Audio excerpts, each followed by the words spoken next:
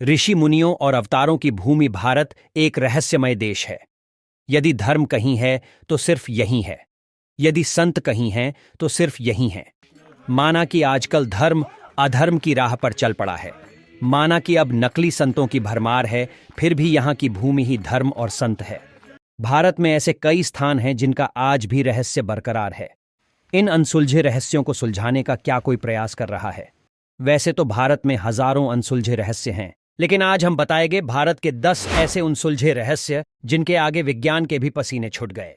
Video शुरू करने से पहले चैनल को सब्सक्राइब कर दीजिए और बेल आइकॉन को प्रेस कर दीजिए ताकि हमारी नई आने वाली वीडियो की नोटिफिकेशन आपको मिल सके।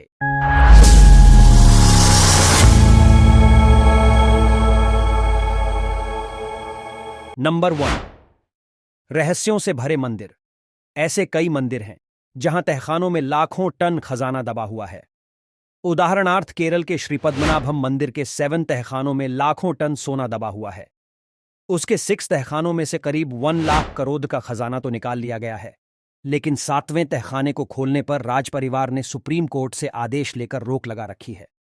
आखिर ऐसा क्या है उस तहखाने में कि जिसे खोलने से वहां तबाही आने की आशंका जाहिर की जा रही है? कहते हैं उस तहखाने का दरवाजा किसी विशेष मंत्र से बंद है और वह मंत्र से ही खुलेगा। वृंदावन का एक मंदिर अपने आप ही खुलता और बंद हो जाता है। कहते हैं कि निधिवन परिसर में स्थापित रंग महल में भगवान कृष्ण रात में शयन करते हैं। रंग महल में आज भी प्रसाद के तौर पर माखन मिश्री रोजाना रखा जाता है। सोने के लिए पलंग भी लगाया जाता है। सुबह जब आप इन बिस्तरों को देखें तो साफ पता चलेगा कि रात में यहां जरूर कोई सोया था और प्रसाद भी ग्रहण कर चुका है। इतना ही नहीं, अंधेरा होते ही इस मंदिर के दरवाजे अपने आप बंद हो जाते हैं। इसलिए मंदिर के पुजारी अंधेरा होने से पहले ही मंदिर में पलंग और प्रसाद की व्यवस्था कर देते हैं। मान्यता के अनुसार यहां रात के समय कोई नहीं रहता है। इंसान छोड़िए, पशु पक्षी भी नहीं। ऐसा बरसों से लोग देखते आए हैं, लेकिन रहस्य के पीछे का सच धार्मिक मान्यताओं के सामने छुप सा गया है। यहाँ के लोगों का मानना है कि अगर कोई व्यक्ति इस परिसर में रात में रुक जाता है तो वह तमाम सांसारिक बंधनों से मुक्त होकर मृत्यु को प्राप्त हो जाता है। नंबर 2, अश्वत्थामा। महाभारत के अश्वत्थामा याद हैं आपको? कहा जाता है कि अश्वत्थामा का वजूद आज भी है। दरअसल पौराणिक मान्यताओं के अनुसार अपने पिता की मृत्यु का बदला लेने निकले अश्वत्थामा को उनकी एक चूक भारी पड़ी और भगवान श्री कृष्ण ने उन्हें युगों युगों तक भटकने का श्राप दे दिया। ऐसा कहा जाता है कि पिछले लगभग 5000 वर्षों से अश्वत्थामा भटक रहे हैं। मध्य प्रदेश के बुरहानपुर शहर से 20 किमी दूर असीरगढ़ का किला है। कहा जाता है कि इस किले में स्थित शिव मंदिर में अश्वत्थामा आज भी पूजा करने आते हैं। स्थानीय निवासी अश्वत्थामा से जुड़ी कई कहानियां सुनाते हैं। वे बताते हैं कि अश्वत्थामा को जिसने भी देखा उसकी मानसिक स्थिति हमेशा के लिए खराब हो गई। इसके अलावा कहा जाता है कि अश्वत्थामा पूजा से पहले किले में स्थित तालाब में नहाते भी हैं। बुरहानपुर के अलावा मप्र के ही जबलपुर शहर के गौरी घाट, नर्मदा नदी के किनारे भी अश्वत्थामा के भटकने का उल्लेख मिलता है। स्थानीय निवासियों के अनुसार कभी कभी वे अपने मस्तक के घाव से बहते खून को रोकने के लिए हल्दी और तेल की मांग भी करते हैं। इस संबंध में हालांकि स्पष्ट और प्रामाणिक आज तक कुछ भी नहीं मिला है। नंबर 3, समुद्र के नीचे द्वारिका। गुजरात के तट पर भगवान श्री कृष्ण की बसाई हुई नगरी यानी द्वारिका। इस जगह का धार्मिक महत्व तो है ही, रहस्य भी कम नहीं है। कहा जाता है कि कृष्ण की मृत्यु के साथ उनकी बसाई हुई यह नगरी समुद्र में डूब गई। आज भी यहां उस नगरी के अवशेष मौजूद हैं, लेकिन प्रमाण आज तक नहीं मिल सका कि यह क्या है। विज्ञान इसे महाभारत कालीन निर्माण नहीं मानता। काफी समय से जाने माने शोधकर्ताओं ने यहां पुराणों में वर्णित द्वारिका के रहस्य का पता लगाने का प्रयास किया, लेकिन वैज्ञानिक तथ्यों पर आधारित कोई भी अध्ययन कार्य अभी तक पूरा नहीं किया गया है। 2005 में द्वारिका के रहस्यों से पर्दा उठाने के लिए अभियान शुरू किया गया था। इस अभियान में भारतीय नौसेना ने भी मदद की। अभियान के दौरान समुद्र की गहराई में कटे छंटे पत्थर मिले और यहां से लगभग 200 अन्य नमूने भी एकत्र किए, लेकिन आज तक यह तय नहीं हो पाया कि यह वही नगरी है अथवा नहीं जिसे भगवान श्री कृष्ण ने बसाया था। आज भी यहां वैज्ञानिक स्कूबा डाइविंग के जरिए समंदर की गहराइयों में कैद इस रहस्य को सुलझाने में लगे हैं। नंबर 4, कैलाश पर्वत। इसे दुनिया का सबसे बड़ा रहस्यमयी पर्वत माना जाता है। यहां अच्छी आत्माएं ही रह सकती हैं। इसे अप्राकृतिक शक्तियों का केंद्र माना जाता है।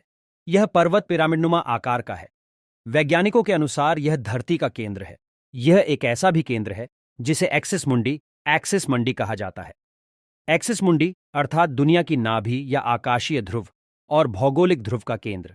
यह आकाश और पृथ्वी के बीच संबंध का एक बिंदु है जहां 10 दिशाएं मिल जाती हैं। रशिया के वैज्ञानिकों अनुसार एक्सिस मुंडी वह स्थान है जहां अलौकिक शक्ति का प्रवाह होता है और आप उन शक्तियों के साथ संपर्क कर सकते हैं। कैलाश पर्वत की संरचना कंपास के 4 दिक बिंदुओं के समान है और एकांत स्थान पर स्थित है जहां कोई भी बड़ा पर्वत नहीं है। कैलाश पर्वत पर चढ़ना निषिद्ध है, पर 11वीं सदी में एक तिब्बती बौद्ध योगी मिलारेपा ने इस पर चढ़ाई की थी। कैलाश पर्वत 4 महान नदियों के स्रोतों से घिरा है। सिंध, ब्रह्मपुत्र, सतलुज और कर्णाली या घाघरा तथा 2 सरोवर इसके आधार हैं। पहला, मानसरोवर, जो दुनिया की शुद्ध पानी की उच्चतम झीलों में से एक है और जिसका आकार सूर्य के समान है, तथा राक्षस झील, जो दुनिया की खारे पानी की उच्चतम झीलों में से एक है और जिसका आकार चंद्र के समान है। ये दोनों झीलें सौर और चंद्र बल को प्रदर्शित करती हैं, जिसका संबंध सकारात्मक और नकारात्मक ऊर्जा से है। जब दक्षिण से देखते हैं तो एक स्वस्तिक चिन्ह वास्तव में देखा जा सकता है। नंबर 5, सोन भंडार गुफा। बिहार के राजगीर में छुपा है मौर्य शासक बिंबिसार का अमूल्य स्वर्ण भंडार। बिहार का एक छोटा सा शहर राजगीर, जो कि नालंदा जिले में स्थित है, कई मायनों में महत्वपूर्ण माना जाता है। यहीं पर भगवान बुद्ध ने मगध के सम्राट बिंबिसार को धर्मोपदेश दिया था। यह शहर बुद्ध से जुड़े स्मारकों के लिए विशेष रूप से जाना जाता है। इसी राजगीर में है सोन भंडार गुफा। इस गुफा के बारे में कहा जाता है कि इसमें बेशकीमती खजाना छुपा है, जिसे कि आज तक कोई नहीं खोज पाया है। यह खजाना मौर्य शासक बिंबिसार का बताया जाता है, हालांकि कुछ लोग इसे पूर्व मगध सम्राट जरासंध का भी बताते हैं। नंबर 6, अलेया भूत लाइट। पश्चिम बंगाल के दलदली इलाकों में कई बार रहस्यमयी रोशनी देखे जाने की जानकारी मिली थी। स्थानीय लोगों के मुताबिक यह उन मछुआरों की आत्माएं हैं जो मछली पकड़ते वक्त किसी वजह से मर गए थे। लोग इन्हें भूतों की रोशनी भी कहते हैं। ऐसा भी कहा जाता है कि जिन मछुआरों को यह रोशनी दिखती है, वे या तो रास्ता भटक जाते हैं या ज्यादा दिन जिंदा नहीं रह पाते। वैज्ञानिकों को अंदेशा है कि दलदली क्षेत्रों में अक्सर मीथेन गैस बनती है और वे किसी तत्व के संपर्क में आने से रोशनी पैदा करती है। नंबर 7, झील। यह नदी हिमालय पर्वतों में स्थित है। इस तट पर मानव कंकाल पाए गए हैं।